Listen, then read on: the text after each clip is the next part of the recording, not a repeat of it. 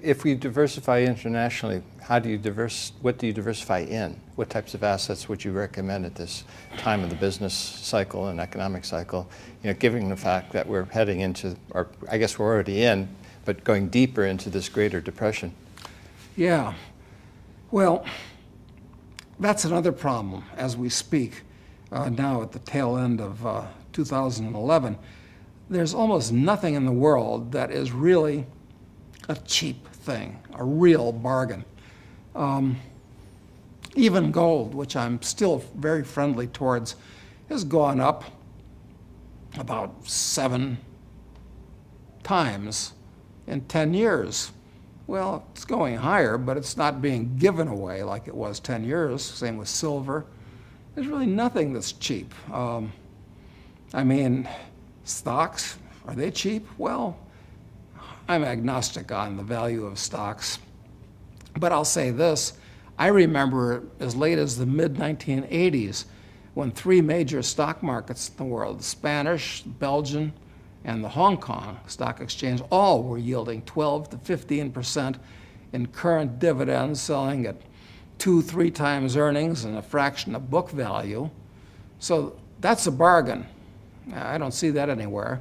Can't be in real estate. The real estate bubbles burst, and once the bubbles burst, it doesn't reinflate for a long time. It's very problematical. This is one of the things that Richard Russell said, and I'm a big fan of Dick Russell, is he said, during a depression, the winner is the guy that loses the least. So I think it's a question of keeping capital together. Yeah. Best way to keep capital together, though, it would be what? I think you've got to buy a lot of gold. You've got to buy a lot of silver. You've got to keep it, a lot of it, outside of your home country. I think you've got to buy foreign real estate. But I think you've got to take advantage of these politically caused distortions to speculate. And by speculate, I don't mean gamble. Speculate is a word that's misused. To speculate is to position yourself to capitalize on politically caused distortions in the marketplace. If we lived in a free market society, which we don't, it would be very hard to be a speculator. But we don't live in that kind of the world. So it's pretty easy to be a speculator. Like right now, one of the best speculations I can think of, it's not easy to do this, but it's to go short bonds. Because bonds, which is the biggest market in the world, actually, is also the most overpriced market, and it's going to be a disaster. Interest rates, which are, depending on which bond, which interest thing we're looking at, 2 to 3, 4, 5%, something like that. Those interest rates could double, triple, quadruple easily, which means that the bonds go down proportionally, in addition to the fact the currencies that they're issued in are going to go down. So that's a good speculation where you could grow in capital. I think but it's also good advice to just get out of bonds even if you don't want to speculate by going short. Don't be long. No, absolutely. If you own a bond, get rid of it. Get rid of it while there's still a buyer. Regardless of the currency. Regardless of the currency. I hear this, people talk about people are going to panic into U.S. government paper because it's safe and secure. That's complete nonsense. I mean, the people that say that, I mean, I lose respect for them. Yes, U.S. government paper is liquid, and that's a reason to hold it, because you can buy it and you can sell it. You can't do that with a lot of things. The big money can't. But I don't have any interest in owning it because the dollar is going to be a hot potato. There's 6 trillion, 7 trillion, nobody knows, U.S. dollars outside of the United States owned by foreigners. And unlike Americans who must settle their debts and purchases with dollars, it's legal tender, foreigners don't have to hold dollars, and they recognize increasingly they're holding hot potatoes. And there could be a rush to the exits. Not that they want to rush to the exits, because everybody gets hurt in a panic. But those dollars are eventually, the standard of living in the United States has been artificially increased for many years, because what we've been doing is exporting dollars, which the government prints up, And all those nice foreigners send us Sonys and Mercedes in exchange for the dollars. It's been a great trade. We give them paper, they give us real wealth. But it's going to turn around. And when those dollars come back to the U.S., the titles to U.S. shares and U.S. real estate and other assets are going to be packaged up and owned by other people. That assumes the U.S. government allows those dollars to come back into the United States. I mean, you could have capital controls imposed to keep those dollars outside the U.S. You're absolutely right, and I think that's very likely because they won't want that to happen. So owning dollars is bad enough, but what you don't want to do is own dollars outside the United States. It's a dog's breakfast. I mean, there's so many ways that this could come down, and almost all of them are ugly. I don't see any happy ending to this. I've long said the only way out of this that I can see is if friendly aliens land on the roof of the White House and present us with some kind of a magic technology. But I don't think that's going to happen. There's no way out. This is a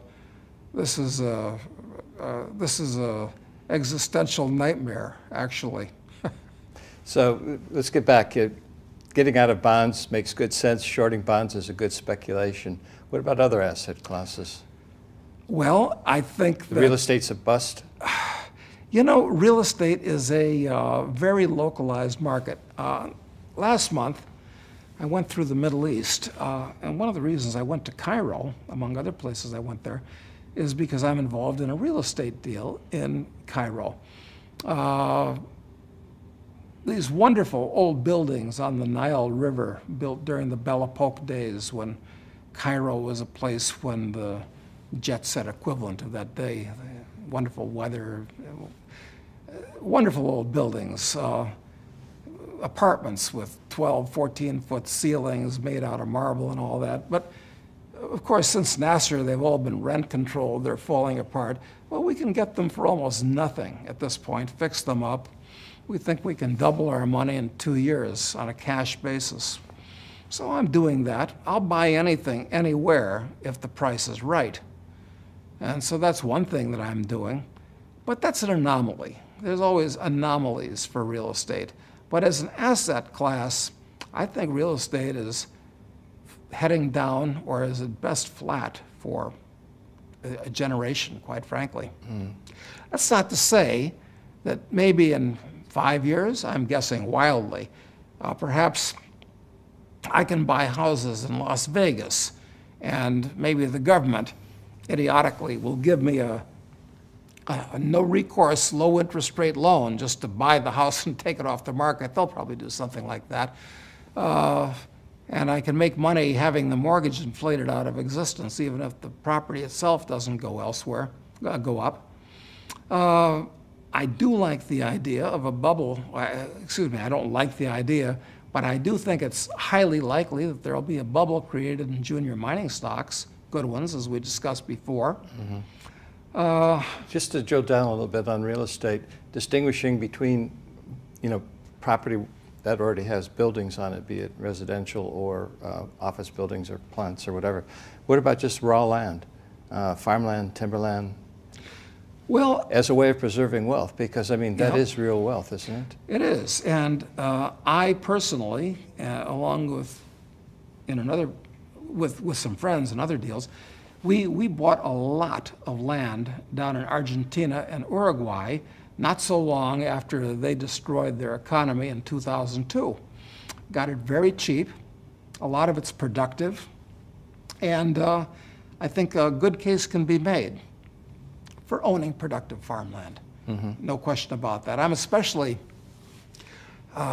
friendly towards cattle, because as I look now at and this has been true for some years, this has been true for generations, cattle are very, very cheap. Nobody's made any money in cattle for a long time. Cattle herds all over the world are in liquidation. I'm talking about beef herds. And I think that that's going to turn around. I think that if you can get into the cattle business, that's easier said than done. I mean, it's not something that just anybody can do for all kinds of reasons. But I think that's a good place to be, and I'm there. I'm also in the dairy business down there. I like that. Growing things generally. I'm doing that in Argentina because our capital costs of land are very, very low. Labor costs are very low. There's other disadvantages, but I think it's a good place to be. And it's international diversification outside of the US in my case.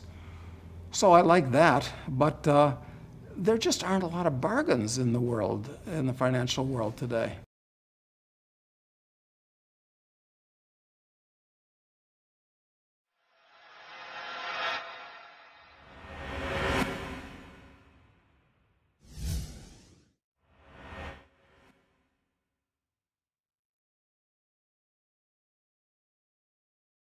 If we diversify internationally, I mean, stocks, are they cheap? Well, I'm agnostic on the value of stocks. But I'll say this, I remember as late as the mid-1980s when three major stock markets, that's another problem as we speak now at the tail end of 2011. There's almost nothing in the world that is really a cheap thing, a real bargain. Even gold, which I'm still very friendly towards, has gone up about 7 times in 10 years. Well, it's going higher, but it's not being given away like it was 10 years. Same with silver. There's really nothing that's cheap. what do you diversify in? What types of assets would you recommend at this time of the business cycle and economic cycle? Given the fact that we're heading into, or I guess we're already in, but going deeper into this greater depression. Yeah. Well,